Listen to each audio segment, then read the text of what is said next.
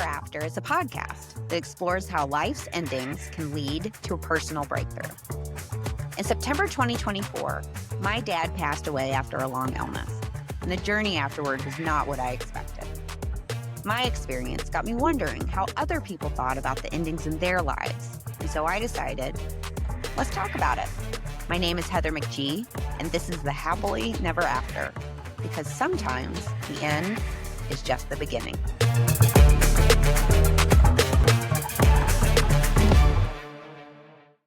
All right. Hi, everyone. My guest today is Brian Recker. Brian is a former pastor and author of a new book that will be coming out this fall called Hellbent, which covers a lot of the things we're going to talk about today.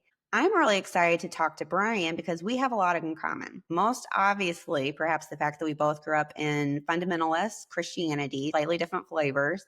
We were mostly homeschooled, and I think it's fair to say we were a bit sheltered as children. Then we grew up and the wheels started to fall off a little bit or to shake. Or at least they did for me. And I'm excited for us to talk today because my experience with Christianity pushed me to become non-religious, even though I do believe in life's deeper meaning. And Brian, you are Christian, but have a different frame of reference for your faith now. So I think this will be really great. We both went through a lot of the same things, learned a lot of lessons, and ended up in somewhat different spots. And so, Brian, can you start off by sharing a little bit about how you experienced Christianity growing up and what tipped you to begin to reevaluate? Yeah, so like you mentioned, I was raised as an independent fundamental Baptist. My dad is still a fundamentalist pastor in New York City, actually, which is like a little different, that he's preaching fundamentalist, King James only, rock and roll even, like the kind of fundamentalist where Stephen Curtis Chapman or Chris Tomlin, like that kind of stuff was liberal. We weren't allowed to have even Christian rock like in our church. It was like piano only. Anything was kind of worldly. So yeah, very sheltered, homeschooled. And none of that was really very attractive to me. I always said like I didn't want to be a pastor when people would ask me as a kid, as a PK, because I felt that the way that I was sheltered, like I felt it. I felt sheltered. I felt like I don't really like how sheltered I was. And so when I went to college, and I went to a fundamentalist college that my parents wanted me to go to, Bob Jones, but I did begin to kind of branch outside of fundamentalism,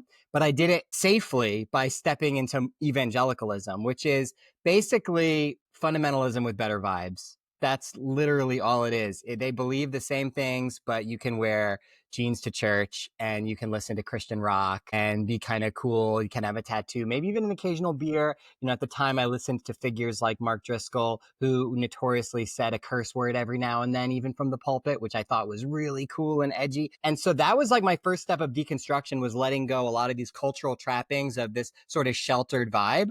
But I think I was nervous to really question some of the core assumptions that I was handed, which really did hold up my whole worldview, like my personal depravity and my need to be rescued from this debt of sin that hung over my head that was going to send me to hell, and those sorts of things.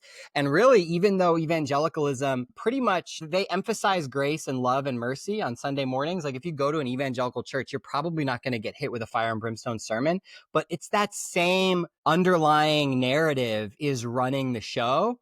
And it took me a little while to realize that the foundations were actually wrong in my spirituality. It wasn't just the sort of surface trappings. Well, and two, I think it's such a good point. I don't know if you saw the Hillsong documentary that came out a couple years ago. It's all about this exactly. And sometimes, in looking back, I feel like evangelicalism was like a rebrand. It was almost like a marketing thing because yes, the pastors started coming out and they looked cool. They talked cool. It was like making Christianity cool, but the root of it was still the same. That part hadn't changed. And I think that's pretty interesting. Kind of ironically now, I would say in America, the cooler the pastor looks, the more likely it is that they have bad kind of punishing fundamentalist theology, actually, because now it's the mainline churches that have become more affirming of queer people and have begun to question things like eternal conscious torment. So like the Episcopals, the Methodists, the Lutheran Church, which have like a more formal liturgy, which might seem more traditional on the surface,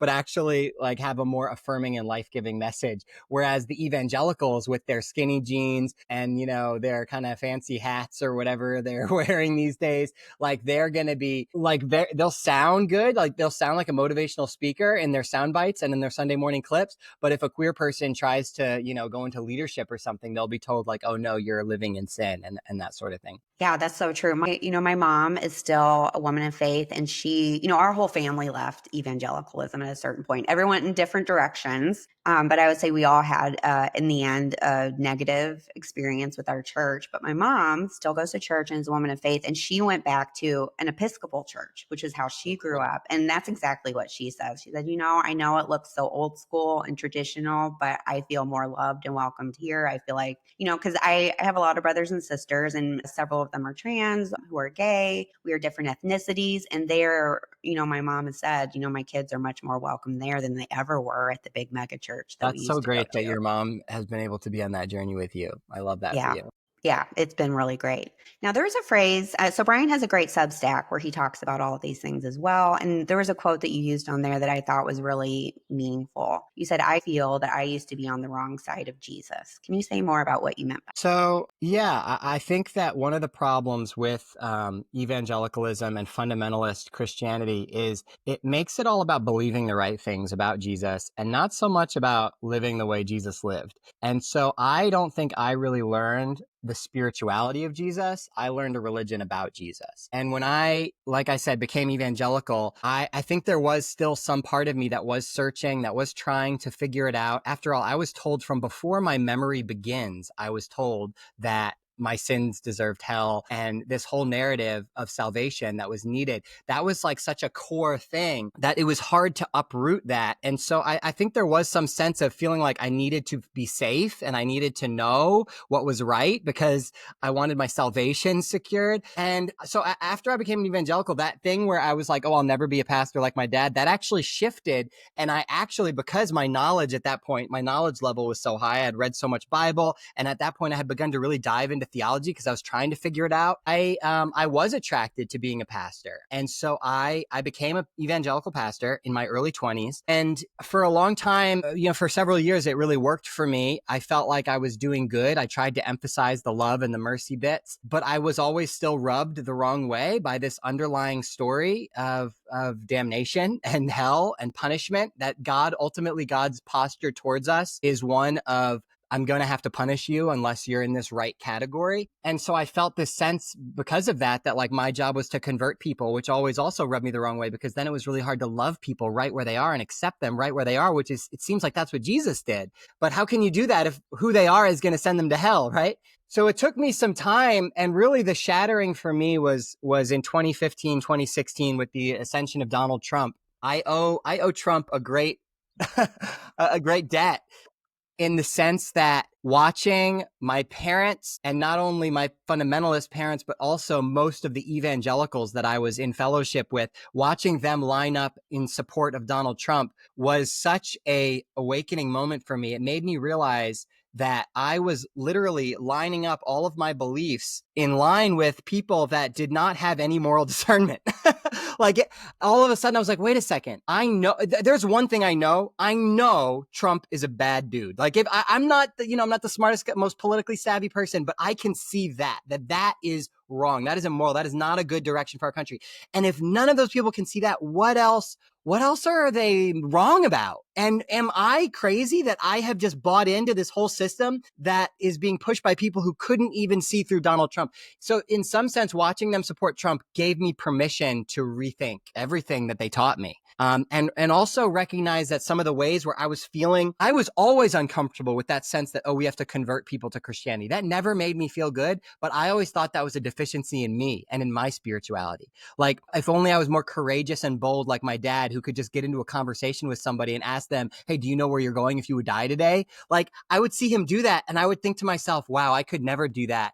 Man, he must be more spiritual than me. In reality, I now see like that is a really alienating way to live your life. Like, you can't enter into a relationship of mutuality and love and acceptance like that. You're just pushing your shit on everyone all the time. And all of a sudden I had permission to realize I actually wasn't the problem. My intuition was right, that actually I can question a lot of these things. And so I entered a season of deep questioning, and hell was like the first thing on the chopping block for me.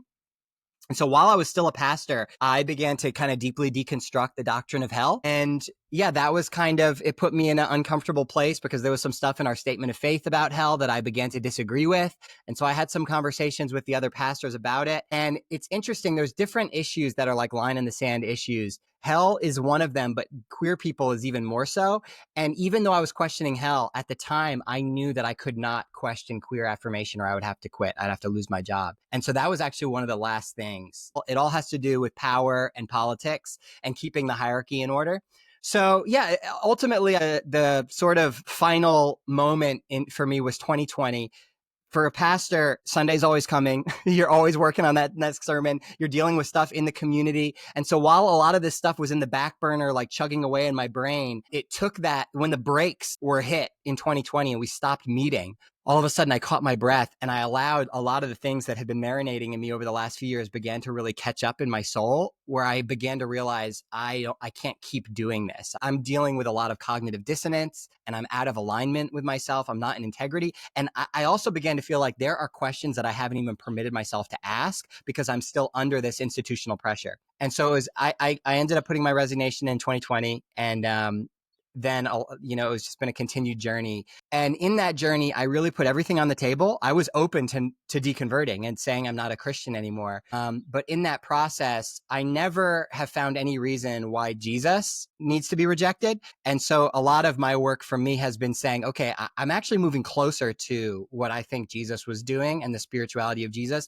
even though a lot of what has come out of Christianity, especially evangelical and American Christianity, I've had to reject. Well, yeah, I do see there is a difference between what church says and the spirituality of Jesus. Sometimes they're the same, quite often they're different. Something you said earlier, I was just thinking about that because I think that's an experience a lot of post-evangelical people have, of you reach a moment where you're like, wait, how did I get here? You look around and you're like, this doesn't feel right. This is pushing me too far. And something that I reflect on now as an adult, looking back on growing up in evangelicalism, is I think to a large degree, it trained me not to trust myself, not to listen to my heart. I must be wrong. There must be something wrong with me. I'm not devoted enough. I'm not, there's a whole term, be a good Christian. Maybe I'm not a good enough Christian. There's something in your book that made me, I laughed out loud when I read it, about how you said something like, I think I got saved 347 times. And I think that fear and anxiety is quite common among evangelicals. Maybe I'm not really saved. I need to redevote to Jesus. And it's just so much anxiety, so much stress, so much disassociation from yourself for a lot of people. I'm not going to say it's everyone, but for a lot of people. But yeah, I had a moment like that as well, where I was sitting in church and a lot of things I'd been having trouble with, one of them being their stance on being gay. And in my heart, I was like, I don't understand why this is bad. I didn't get it. And I was like, is there something I don't understand? I don't get it. And as I got older, I became stronger in myself. But then one day I was sitting listening to a sermon and the pastor used a racial slur from the pulpit.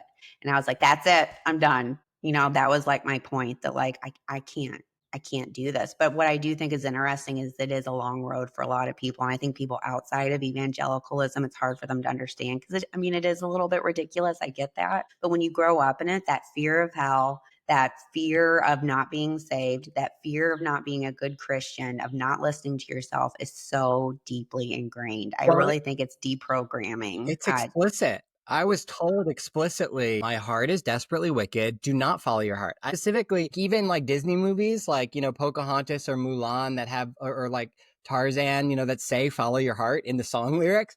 I remember my dad literally saying like, okay, I don't know about these movies, or like, okay, if we watch these movies, we have to watch them with discernment because there's some really damaging messages in here that encourage you to follow your heart and you're not supposed to do that. I was like, okay, like noted. And that's not just like bad theology. It doesn't just affect us personally in our inability to listen to ourselves. It also has an institutional purpose. Because if you're not able to trust your heart, if you're not able to follow your heart or your own conscience or listen to that feeling inside that says something's off here, then what are you left with? You have to listen to your authorities. You have to listen to the patriarchal authority who's telling you, well, you just have to trust the Bible. But when they're saying trust the Bible, what they're really saying is trust my interpretation of the Bible and don't listen to any part of you that might disagree with that. Because, some people say, say, well, what if your heart's wrong? You can't trust your heart. But if you can't trust yourself, what do you have? You're going to be an absolute victim of anybody who says, well, trust me. And the worst people will take advantage of that. And I think we've seen that in terms of leadership, because I think there are a lot of really wonderful pastors out there and really wonderful leaders that they really are trying to make the world a better place. But then it also, unfortunately, attracts the shadow side of people that I think are in it with wrong intentions. And they have a lot of power because they're in charge. Well, absolutely. I've kind of always thought like everybody who chooses to be a pastor, including myself, at some level, you're like a low level exhibitionist or something. Like you want to be seen, you like to be the guy, you want to be up there. I get it. I think that, we just got to own our kinks. Like those guys are in denial. Like they try to make it all about Jesus. Like you just want to be up in front of people, man. You like to be the guy in charge. Now, for you, when you decided to resign your position from being a pastor, and I know that kicked off a few years for you that were a really big transition for you, full of endings. How did that feel for you? I know you had intended to be a pastor the rest of your life.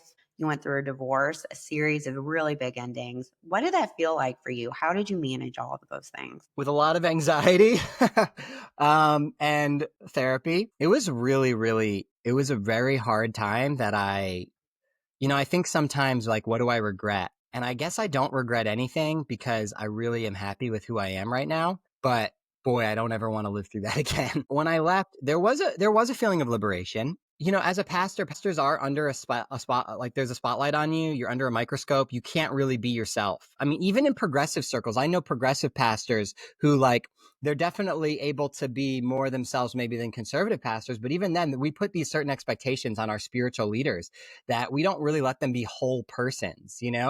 So it felt really great that I could just be a guy, which was really nice. But I also was like, I didn't know how to do that. And I found so much identity in that position as a pastor. It was like who I was. It's what gave my life purpose and meaning. And from a young age, I was told that like, we're all supposed to be on mission for Jesus, like doing the Great Commission. Like that's our whole thing.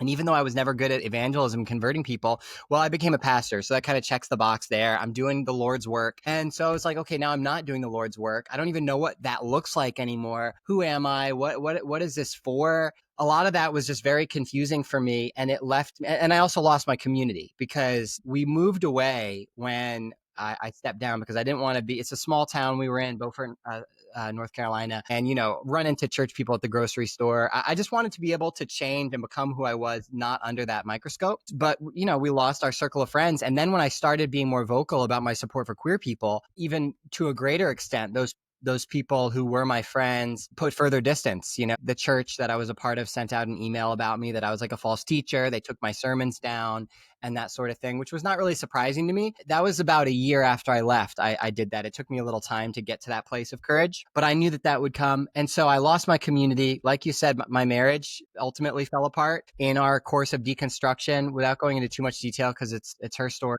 as well. I think my former spouse was also dealing with the fact that most of her choices were made for her by patriarchal authorities, and she never really even got the chance to think about what she wanted in life. And finding out that I was not part of that, or at least that she wanted space to reevaluate that, was really challenging as well. So all this stuff was just ripped away from me. And I wasn't prepared. Nobody taught me how to let go of things. I was not prepared for failure in my spirituality. I think the spirituality that I was given was very much up and to the right, this journey of sanctification and spiritual growth. It was growth oriented. And that's not actually the way of Jesus. The way of Jesus is like a way of descent. Death and resurrection is the pattern of spirituality in Jesus. And so it's like the first time that I was experiencing the kind of death of all kinds of things that my ego was clinging to, whether it be my identity as a pastor, as a husband. And it was pretty, it was devastating, and I was really angry and sad. I had all kinds of emotions that I was dealing with. But then what I learned in that was like none of those things were who I really was.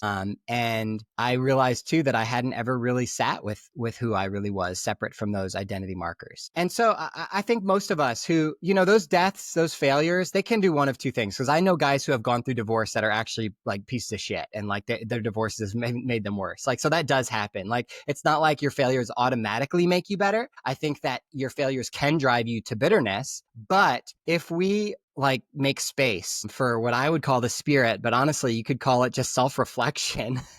And to allow to grieve. I allowed myself to grieve, and I still honestly catch myself grieving aspects of the life that I thought I was going to have, that was the hardest thing. Like when you get divorced, or, and all of that happening at once, losing my role as a pastor, my role as a husband, like it wasn't just like I lost her or I lost that job. I lost my whole vision for my future, like what I thought it was going to look like, just like poof, up in smoke. And that left me really rudderless. Like, well, what's it going to look like? And I wanted to know. I wanted that security, that safety of knowing what my future was going to look like, and it wasn't going to be provided for me. That's not something that I was going to have, and I still don't have that. I still don't know what it looks like. My even career is like all, it's all very much up in the air right now. What my future looks like, relationally, job wise, all of it, and coming to accept that and recognizing that I'm not even owed that kind of security was tough.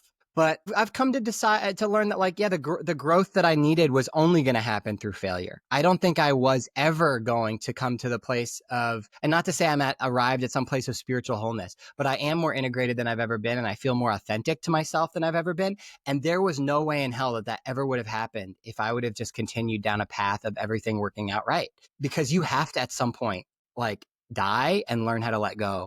I think all of us have to do that. I love that, and I could not agree more. I say I'm more myself today at the age of 46 than I've ever been. I feel like whenever your life hits rock bottom, I feel like it's possible for two things to be true at the same time. One, getting divorced is awful. Having that huge crisis of faith is awful. These big endings that happen in our life are so hard to go through. It is also true that they are an opportunity to put the pieces back together in a new way, with new growth, with new strength and lessons. And it's kind of hard to talk about because I don't want to make it sound like divorce is awesome, because it's not. Getting divorced is terrible. Being divorced is great in my life. Having these like big hard things that happen. If you lose a family member, that you experience death or a diagnosis, those things are awful. It is also true that it changes the rest of your life. It changes you. It makes you, like, I know I'm more compassionate to people than I've ever been. I'm more myself. I am more willing to trust myself. No one's going to tell me what to believe at this point. I listen to my heart. But none of those things would have happened if I hadn't been through all of those endings and failures and really hard times. And I think that can be, to your point, sometimes people do become pieces of shit after, and other people that they use it as a stepping stone for growth and to become stronger and to learn a lot about what you need to change in yourself to move on. Totally. Now, for one thing, and you kind of touched on this a little bit, but I think this is huge in evangelicalism. And I think honestly in this part of deconstruction, I think is really hard for a lot of people, is shame. I know for me, shame was a huge part of my experience of evangelicalism. I felt ashamed for so many things. I saw it all around me. There was shame for anyone being gay, shame for being divorced, shame for not being white, shame for being a woman. It's just everywhere. Like I remember when because I grew up in purity culture, and that is so deeply ingrained in evangelical circles, which for anyone who's not familiar, it really sets up girls as being the keeper of sexual purity. Boys can't help it. And so what that turns into, girls will get attacked or abused, and somehow it's still their fault. And it's deeply ingrained. And I remember when I grew up and I decided to start becoming sexually active, I cried and I had this most wonderful boyfriend. I cried every single time for years because it is so deeply ingrained. And some of my friends who had the same experiences, they got married, cried all the time. And that shame is so harmful. Sorry, this is the longest question ever. Can you kind of speak to your experience of shame and how you deconstructed that? Because it is just pervasive, I think. Yeah, I experienced that as well. And like you mentioned, I think it's worse for women and also worse for queer people in the church, undoubtedly, because for queer people, they're told, and just like me, just like you, that, any sexual activity outside of marriage is a sin.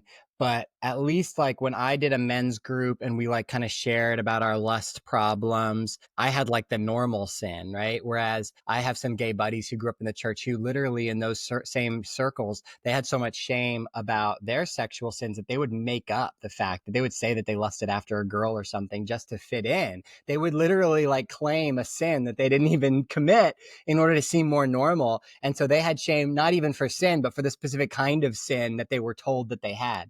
of course, I don't believe it as a sin at all. And so, yeah, what we did in evangelicalism is we told people they had a disease that they didn't have, and then they had to drink our cure, which actually gave them a real problem, which was the self-loathing. And for me, when I went through puberty, I remember like sitting in church and we would do communion. And like when my dad would talk about communion and talk about how, don't drink the cup in an unworthy manner, or you're drinking damnation on yourself. Like some people have gotten sick, some people have died because of this. And I'm there like 7 years old, like what have I done, right?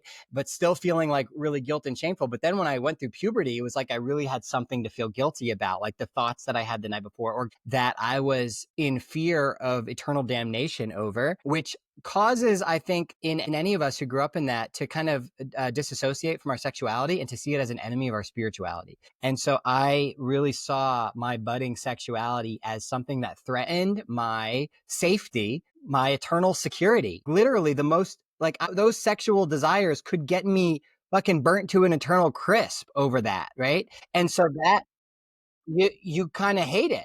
I hated the fact that I had a sexual desire because it was a threat to me. And yet I also, of course, wanted to indulge in it because I was a boy going through puberty. And so it was very confusing. And it almost was like I became two people. I had to like split myself in a sense. There was like, the Brian that would, do normal teenage boy things. And then on Sunday, in order to feel safe, I had to kind of think of that as like a totally other person. Like, that's not who I am. This is me. I'm Sunday morning Brian now, faithful Brian. And so rather than being an integrated person, you're kind of a disassociated person, especially in regards to sex. And then how do you just put that back together when it's the time to put it together? You don't. Typically. And so a lot of us that went through purity culture like that do struggle to be integrated in our sexuality. I didn't have the hardest time in my marriage with that. I think women are given even greater degrees of shame, and it's often even tougher for women. But it did hit me pretty hard when I started dating again after, like my very first sexual experience, like over a decade or whatever with a new person after being married for that long was a very awkward and shame-ridden experience. In my head, I wasn't doing anything wrong, but in my body, I felt like I was doing something wrong. It was a perfectly wonderful, consensual, situation. And yet I had like deep anxiety about it and shame afterwards over it. And I think that's just part of it. I've talked to some friends actually about this who like don't have an evangelical background. And they were like, I've had experiences like that too. So I think sexual shame, it's not like we as deconstructing evangelicals like have a monopoly on sexual shame. I think shame is something that humans experience and that can get put on us for any number of reasons in any number of ways. And I think that sex is one of the things that culturally we find ways to shame it.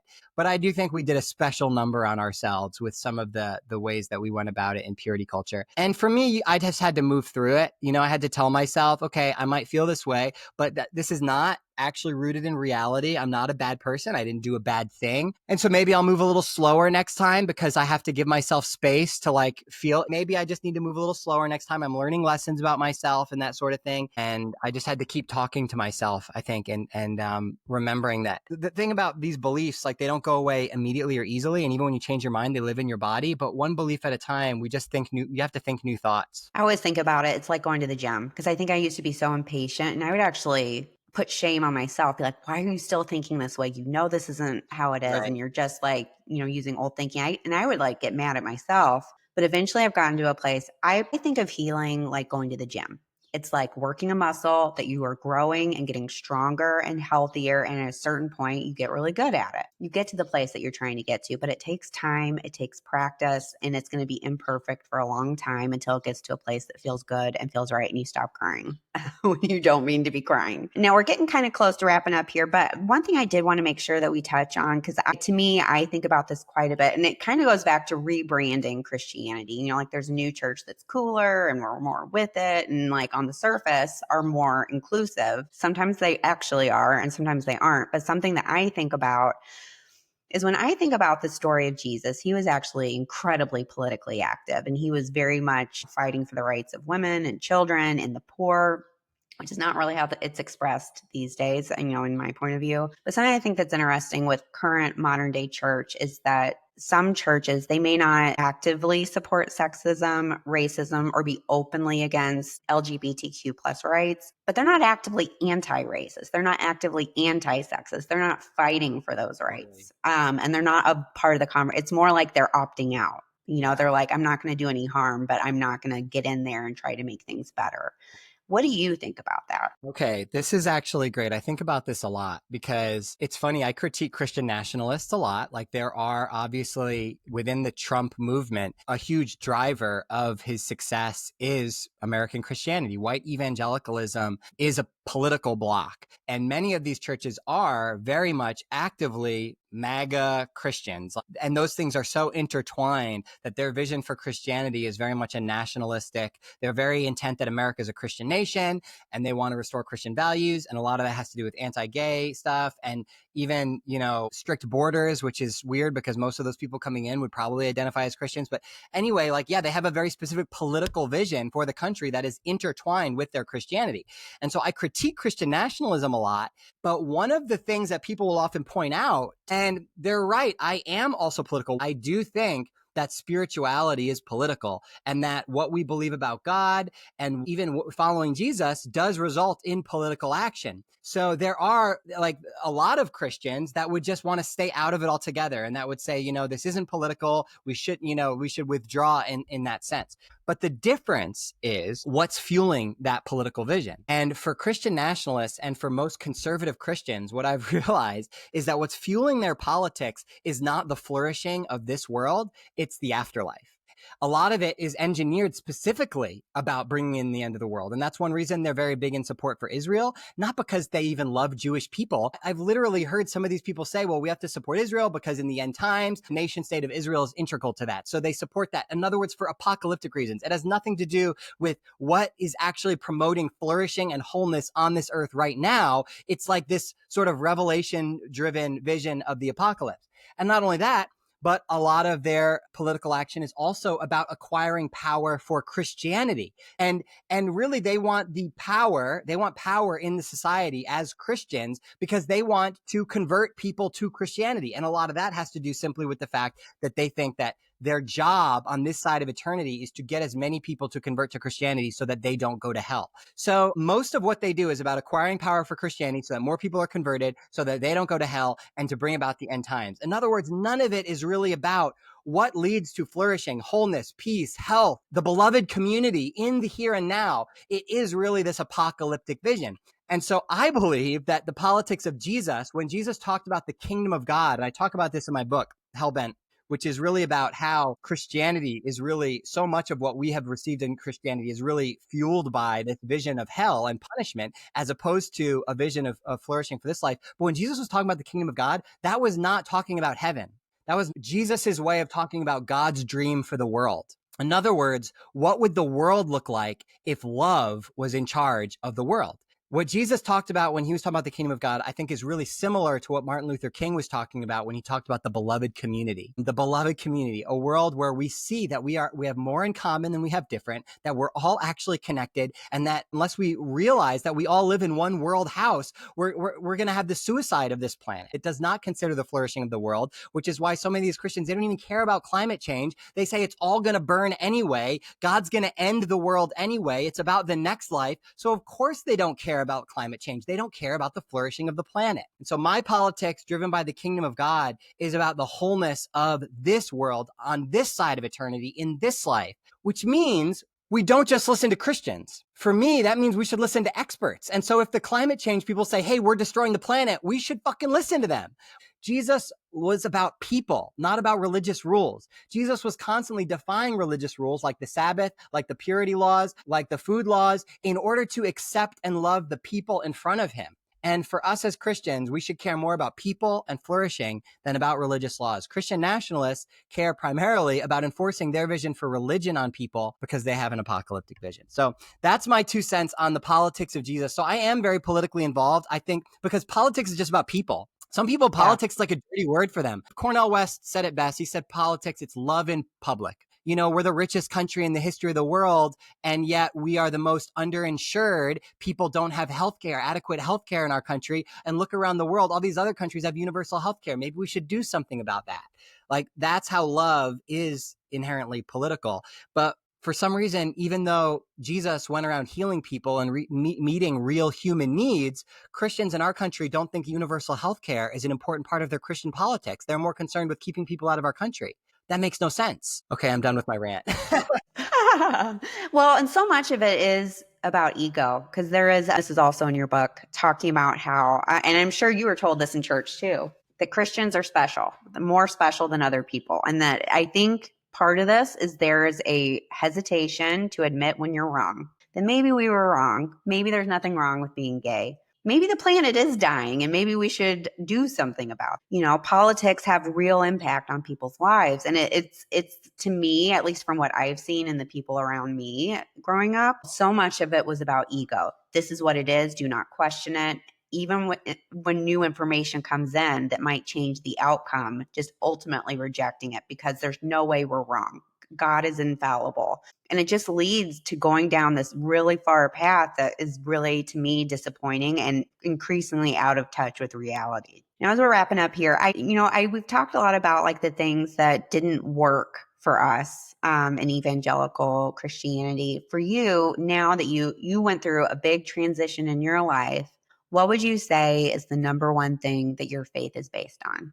I think that's what I want. I mean, that's what I would want it to be based on. I think that, okay, one of my favorite quotes of all time is from Howard Thurman. He said that you got to learn to listen to the sound of the genuine in yourself. And if you never learn to listen to the sound of the genuine in yourself, then you're going to live your whole life at the end of strings that other men pull. And so my spirituality in many ways is trying to learn to listen to that sound of the genuine in myself, which I believe is love, because I believe that at the end of the day, like what Father Gregory Boyle says, that you are unshakably good. I believe that about you. I want to believe that about everybody. And that getting in touch with that love that's in there. When I talk to my kids about God, I try to say, hey, do you know that you can hear the voice of God? And what I tell them is that the way that you listen to God is like, how there's like a kind part in your heart, and like there's a part in your heart that's able to like really connect with people and empathize with people and see that goodness in them. Like, that's God in you. I believe that that's the voice of God. And there's a lot that clouds it, but getting in touch with the love that's there. And, some of us learn distorted forms of love. Like, I was taught that God loved me, but God was going to punish me in hell for forever. And my parents said they loved me when they spanked me. And so I learned that love and punishment were intertwined. And so sometimes you have to shed these different things that are getting in the way of listening to that sound of the genuine, which is, I believe, the voice of love that's inside of us. That's the mission. That's what spiritual growth is. That's what spiritual maturity is coming to that place of being integrated and able to hear that voice of God, that voice of love that I think is in us. So I'm not saying I get it perfectly every time, but I'm always trying to move closer and closer to love. For anyone who is sitting in a place of they feel disassociated or disassociation from their heart and what they're seeing in church, and maybe they're doing some questioning, what would be your advice to someone who's sitting in an uncomfortable spot like that? Well, I mean, it depends. First of all, I think get out of an environment that is telling you that you can't listen to yourself, just submit to authority, et cetera, et cetera. I think you need to remove yourself from that. And if you're under institutional pressure that's saying you have to be a certain way, I think sometimes you can't even hear yourself. Like, I didn't hear myself fully until I quit. I had to quit my job because my salary was dependent on me continuing to believe these certain things and being in this structure.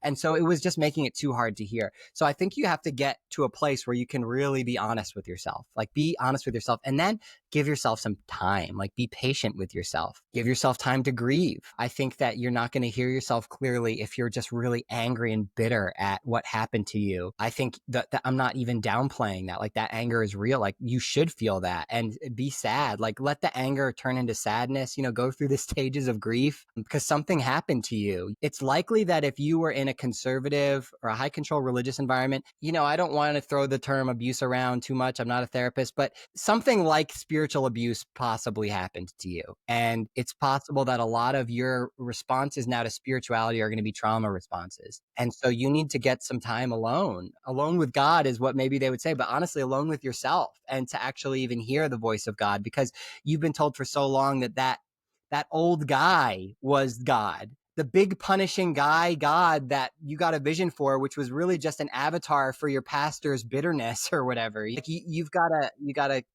clear some of that out. So I think to get to a space where you can be really honest with yourself and allow yourself to go through the grief process would be the first thing. And then like get around people that love you for you. I think we all need people that are going to be with us regardless of if we change, because we're really scared to change when changing means losing community. And so you need the kind of friends who are going to say, oh my God, you're different than you were a year ago. That's so interesting. Tell me more about who you're becoming. Like if you don't think that that's the posture that your friends would have towards you, then you do. I'm not saying cut off all your friends, but find some friends that have that posture towards you, because otherwise it's going to be really hard to change when our belonging is threatened, you know? So find some people that you can actually belong to and continue to evolve, because all of life is change. You don't stop. Don't think you're going to land somewhere. Don't think that like, okay, now I'm out of the bad thing and okay, I'm going to land into the good thing and I've got my new set of beliefs. No, like give yourself freedom to be on a journey for the rest of your life. Give yourself that permission. And as you're talking, funnily, you're making me think of a Bible verse. Amen, sister. That I think is applicable here. I think when you're going through it, it is hard to feel like you're ever going to get out of it. Whatever it is, divorce, leaving, a religion that maybe is not for you anymore, all kinds of things. While you're going through it, you feel so hopeless. There's a Bible verse that says, it ends with, "For I have given you a hope and a future." And I think sometimes it sucks right now, but someday you'll look back and you're going to see how far you've come. And so I know when I was going through my divorce, I hung on to that thought. It's so hard right now, but in a couple years, I'm just going to hang on to the hope that I have a future that's going to be good and I will get there with time. It's really beautiful. All right, to close this out, I loved something that you shared actually on your Substack, and you said you live by this, and I love this quote. I was like, I'm going to think about this. From Frederick Beckner, "Resurrection means that the worst thing is never the last thing," which is what this show is all about, how endings can lead us to something new and a new, fresh beginning that's better. So I want to thank you so much for being here. This can be a really tough subject to talk about, so I appreciate you being willing to come in and talk through all of this and the journey that you've been on with so much vulnerability. I appreciate it. Thanks for having me, Heather. Thanks, y'all.